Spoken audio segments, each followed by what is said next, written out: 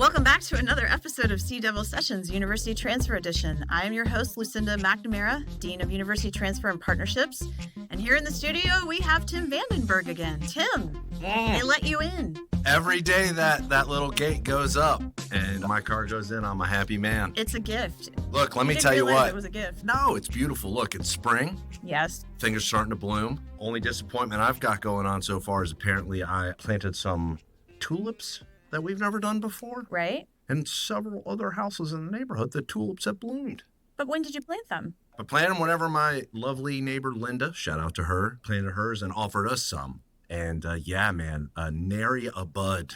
Your soil is not fertile. No, the seed could find no purchase there. We need to get in touch with the landscaping and horticulture side of things here at Cape Fear. They would have a time of it at my house, I think. There would be some good challenges. Right. But yes, it's spring. It's great. You know, the students are on spring break this week, right? Yeah, it's dead around here. But when this podcast drops, it will be March 15th. That means we will be heading into the latter half of March. And you know what that means? April. And you know what that means? Basically the end of the semester. Everybody starts to get spring fever. That's how calendars work. And drop like flies. But seriously, after spring break and when it starts to get nice around here, students do sort of drop like flies. They're just, missing class, going to the beach. Yeah, look, it's a tough thing to compete with when this town wakes up. A lot of distractions. So we're asking you students to hang in there, man. Don't come this far and then blow it off. Get that good grade. Get it. Finish. Graduate. That's right. File your intent to graduate. What spectacular guests do we have lined up for today? I was chomping at the bit, thinking, what are we going to get? Today's faculty spotlight is Miss Robin Harden.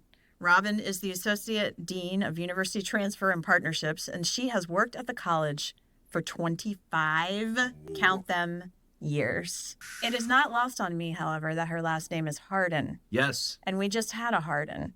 Yes. And then a few years ago, we had another Harden. 1 fish, 2 fish. 3 fish? Harden fish. What's going on with these Hardens? It's a proud, strong family, and they're laying the path. So, on to Robin.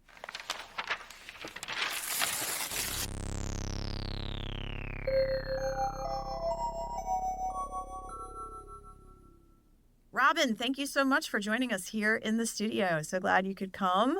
Thanks for having me. Absolutely. Tell the listener, where you are from originally and what brought you to the Cape Fear region. I grew up in Roanoke, Virginia. It's kind of in the Southwest Virginia, Blue Ridge Mountains, and went to community college there after high school, and then, went on to get my degrees. Found my first teaching job at Eastern Shore Community College in Virginia. Ah, the Eastern Shore. Yes.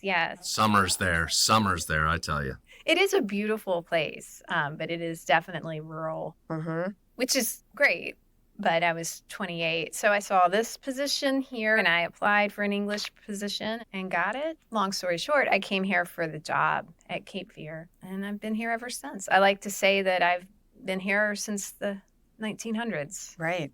It feels like it. It does. The ox and the cart, all of it. Robin was there for that. I was there for the last year of it. Were you really? See? Yeah. Both cognizant of the past and an early adopter of new technologies, Robin Harden.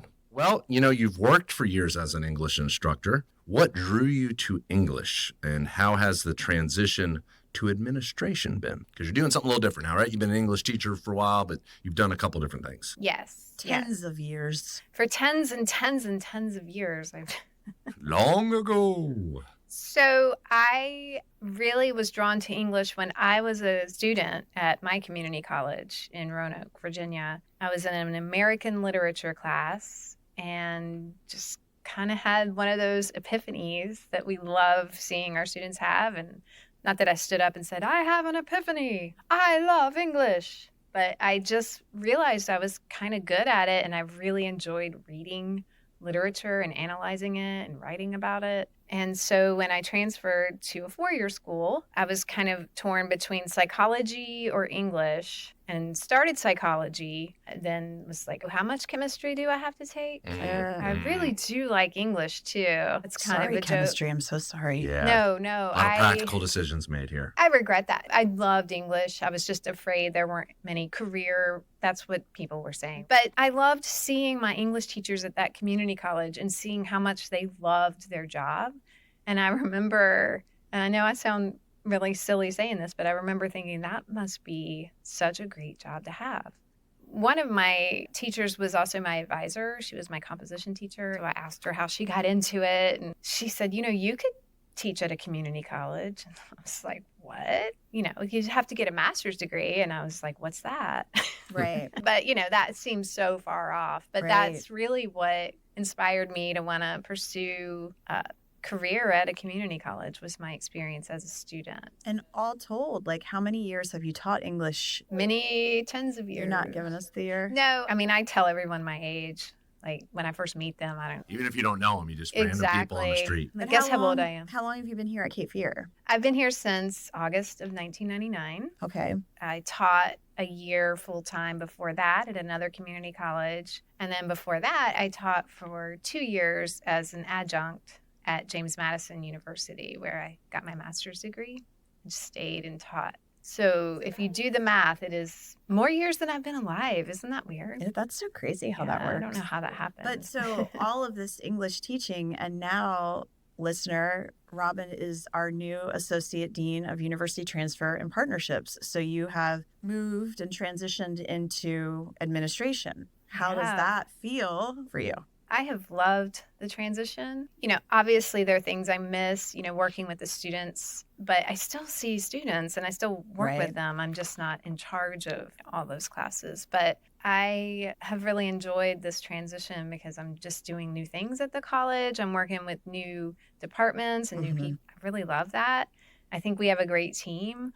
I'm not just saying that because I work with you. Little Easter egg in here, people. Yeah, right. The look I'm giving her right now is No. Say nice things. Say nice things. No, but I really think we have a positive team. And that's definitely what we're striving for. I know that sometimes change is hard, but I really appreciate all the positivity that we're trying to at least bring to the table with our new university transfer team. And I think it's also genuine and authentic. Sometimes people are like, you don't have to be so happy all the time. What? Like, I really love my job, and I think we're doing great things, and we have this potential to do even more great things. You guys have like a fun team over there. Like everybody, whenever I come by that area, is very nice and very friendly, and kind of you can tell everybody's in on the mission. Right. Yeah, and we're busy. Trying to be in on the mission in a positive, forward-looking way, because it's really hard to look at all the negative things sometimes and get stuck there. I know that I've been guilty of that myself, but definitely just don't want to live in that space anymore. And so I'm inviting everyone to jump on the positivity bandwagon with me. Yeah. Look outward. Right. Oh,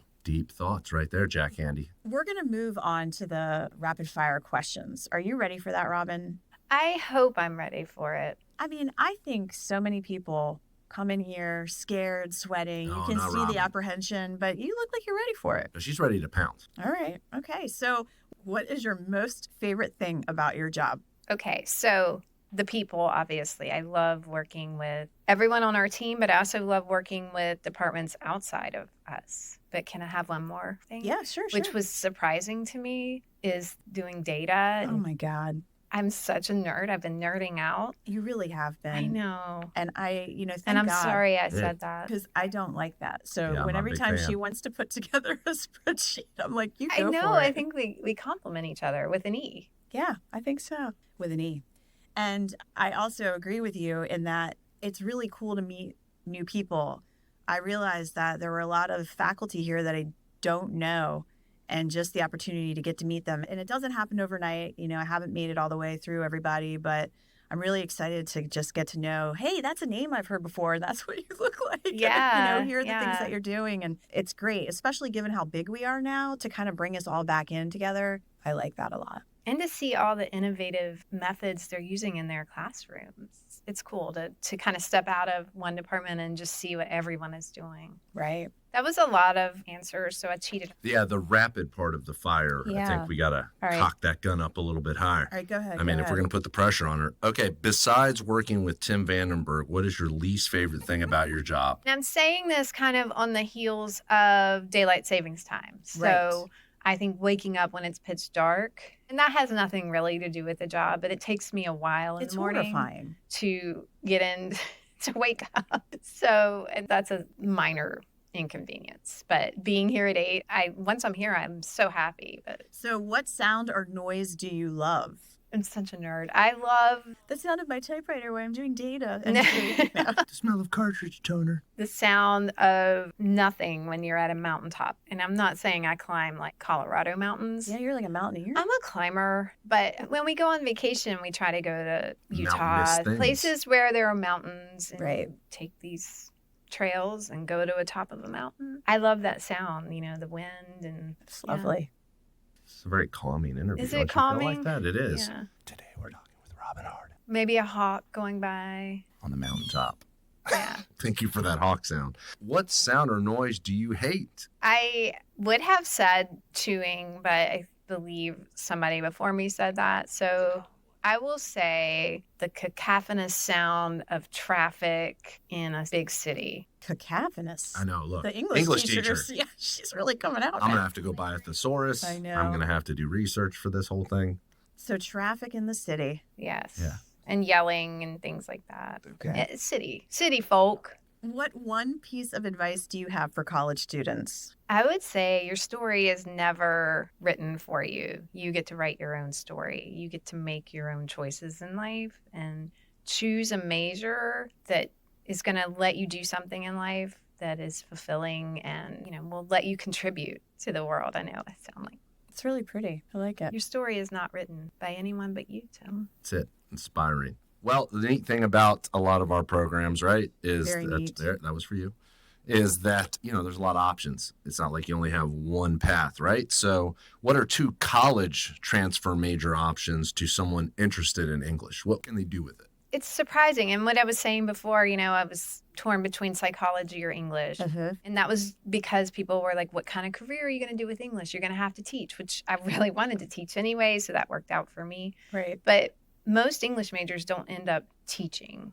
Right. It doesn't mean that you're going to, if you don't want to teach, you don't have to teach. I mean, it means that you can write well, that you have really good analysis skills, documentation, and data. It's interesting. My daughter, she's at a 4-year college. At her orientation, one of the speakers, asked the audience, what major do you think is the most popular major for students going into med school? And people were like, biology, this and that. And they're like, English. Oh. So it doesn't limit you if you want to major in English and you love reading literature and analyzing literature and just going deep. It's really linked to history because I feel like when you're reading a text written by Shakespeare, and I know that's maybe a bad example, but somebody from the past, you're kind of reading the story in that time. You're transported.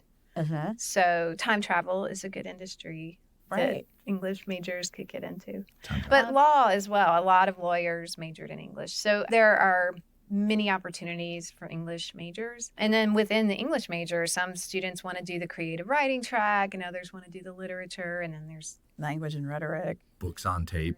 yes, exactly, composition, so much. And books on tape. That's really, I'm telling you, My older age, I really love listening to books. it'd really make a ride go by quicker. Oh, absolutely. It is a car ride saver. What profession other than your own would you like to attempt? Something to do with dogs, like dog groomer, dog trainer. What's the dog whisperer? Caesar? Caesar. Yeah, Caesar Milan. Yeah. You could be like a dog Yeah. whisperer Mm. or have like a rescue home for dogs. A rescue home. Yeah, that used to be my dream job. So what profession other than your own would you not like to attempt? I would definitely not attempt anything that involved heights. So unfortunately, I could not be an electrical line worker.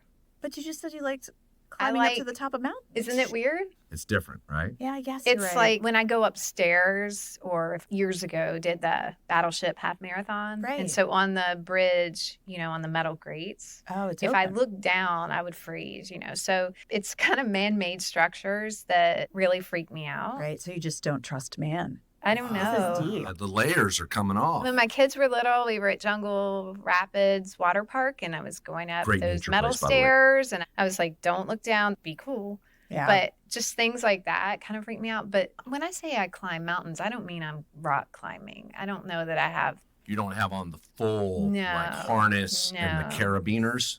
No, I did do the rappelling. You did rappel? with a, Hey, with a don't tour sell company. yourself short. That's with a scary. tour company. That was scary, but I did it and I was proud. But I have to feel like I'm on ground. So my point is, I don't think I could do our electrical line working program, but I think it's a cool program. I also couldn't be a window washer. Mm. Yeah. okay. Look, my oldest brother is afraid of heights, but he's a pilot. He has no issue in the plane, That's in the right. Yeah, air. We I talked don't- about I don't this either. Here on this podcast. All right.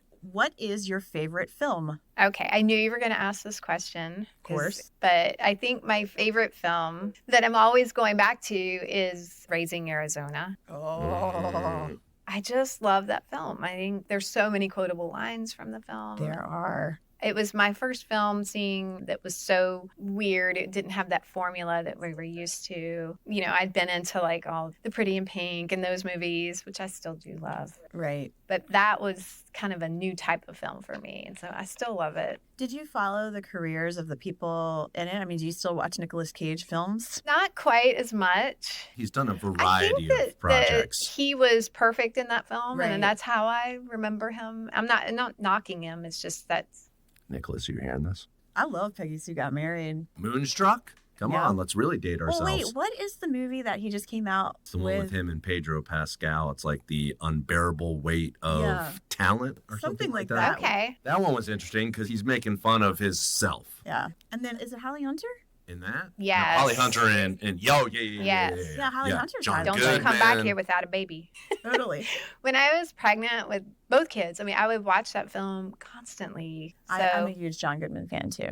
I do love him. Let's see here. This is going back to the deep well. All right. What advice would Robin Harden give to 18-year-old Robin Harden about the future? 18-year-old Roanoke, Virginia, Robin Yes. Harden. yes. Lake Beach. I think we've all seen that new SNL video. Did anybody see that? Oh, Yeah. yeah. Oh my goodness. Okay. If you appreciate the other stuff you're talking about, this will be So- right up your alley. I will say Roanoke, it's the same size as Wilmington, so it's not Yeah. like a It's not some, tiny little. stick town or anything. Yeah. It's a cool town. But what would you tell your 18-year-old self? Well, I might tell my 18-year-old self, obviously, keep reading. Ah. I remember when I was a community college student at 18 and I felt like, oh, I am not smart, Right. and I'm not going to be able to do this. So I would say you're actually pretty smart and you just have to keep building on it Yeah. because you don't just naturally wake up and know everything one day. You have to keep learning. So I would just say, just keep learning. And also, you don't have to be so nice to people who are, A-holes. People that are unpleasant. because I think there were relationships that everyone does this, you just kind of hold on to it. And I'm not talking like love or anything like that. Right, right. I'm incapable of that. Not true. That because is what such a this listening joke. audience doesn't know Such a is joke. besides a rich and compelling career, Robin found us something little else here at Cape Fear Community College. Robin, That's right. is there anything else you found here? I found Your husband? husband. Sounds awful. She found love, everyone. She found love. love here at I Cape found Fear love, Community yeah. College. This is a good thing. Oh, yeah. No, I met David Harden. My name was Robin Morris at the time. Right. And, we hit it off. Now we've been married 21 years. Two and beautiful have- kids. One who she was being aloof about it. One of them who is at Chapel Hill right now, killing it. One that's going to graduate next year. Next year, yeah. So my then son, she'll have two. he's college. very cool. They're cool kids. They're much cooler than I was at that age. Yeah, and certainly. smart. I mean, now see, I just think that's what I would tell my 18-year-old self. That's right. Your story's not written by anyone but you. You should get that tattooed on you. He's very Lisa Loeb. Mm. And then in a lot of ways, I think, obviously, I guess I won't be able to meet my 18-year-old self, So this is hypothetical. But if I did, I don't know. We were talking about time travel earlier. well, Possible. yeah. So if I've read a book and it brought me back in time. Right. Mm-hmm. Everything you go through makes you stronger and better. So who knows if I would even like data and spreadsheets now if I just had that advice. Would you tell her to not throw away the crimper? Keep the crimper? I never used a crimper. Or the perm? No? I Okay. did get a perm. Okay. But Robin, it's been wonderful having you here in the studio. Thank you for taking the time to come and chat with us. I feel like we're kind of double dipping a little bit because we're revisiting how awesome the English department is. We should also mention that Robin was a Marilyn Goodwin. She won it last year, the Yes. whole shoot match She's for an it incredible in the teacher. entire school. Like, best teacher ever, they said. Yeah, that was a shock. It Yeah. was really sweet, and it was a highlight of my career. And it was just really interesting that this job that I'm in right now that had been posted, I think maybe a week before. And I was like, I think I want to apply for this. So I just applied for the job.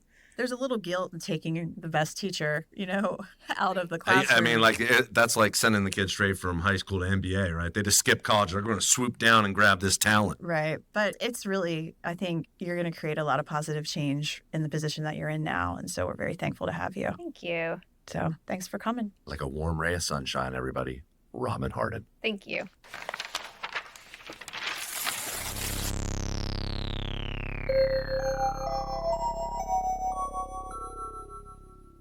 I know there's some dates and deadlines always lingering out there for university transfer, and we have a resident drama instructor, Jack Landry, on board to fill you in. And now here's a list of important college dates for March 15th through March 31st. Not much is happening in the next couple of weeks with regards to academic dates, but here goes. Monday, March 18th. Advising period begins for summer and fall of 2024. Registration planning, so you can plan for registration. Friday, March 29th is Easter break. There's no classes. The college is closed for Easter. Those are the dates for March 15th through March 31st. We got a lot of really fun academic and cultural events coming up this week. Monday, March 18th, advising period begins for summer and fall 2024 registration. Please check in with your academic advisor and/or counselor. Heart to Heart with the counseling team and Women's History Month is celebrated in U152 from 12 to 1 p.m. Tuesday, March 19th, Fund Your Future Scholarship Sessions, 12 to 2 p.m. in U152. Wednesday, March 20th, Spanish Conversations Group, a space to anyone who wants to learn Spanish or wants to brush up on their skills, 1 to 2 p.m. in U152. On Friday, March 22nd, the 2024 CFCC Student Art Exhibit opens with award reception from 6 to 9 at the Wilma W. Daniels Gallery. Wednesday, March 27th, Appalachian State Info Table from 10 a.m. to 2 p.m. in the Union Station Upper Lobby near the PCJ.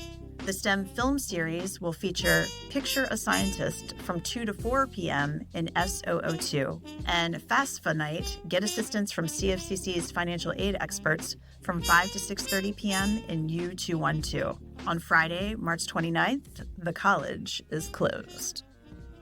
Tim, gosh, I'm glad we made it through this podcast together. I thought it was really neat that we were able to do that. Listen, I will just fly right past that pointed comment about my use of the word neat. It's become a theme here, and just say that I thoroughly enjoyed this. I don't know about getting through it. I didn't want it to stop. Oh my gosh, you're right there. I echo your sentiment. And I want to ask you this, Tim. What kind of advice would you give your 18-year-old self? Shut your mouth. But honestly, like, What would I tell my 18-year-old what would you tell self? your 18-year-old self? Look, the tables are turned. It is a deep question. Just would tell my 18-year-old self to keep at it.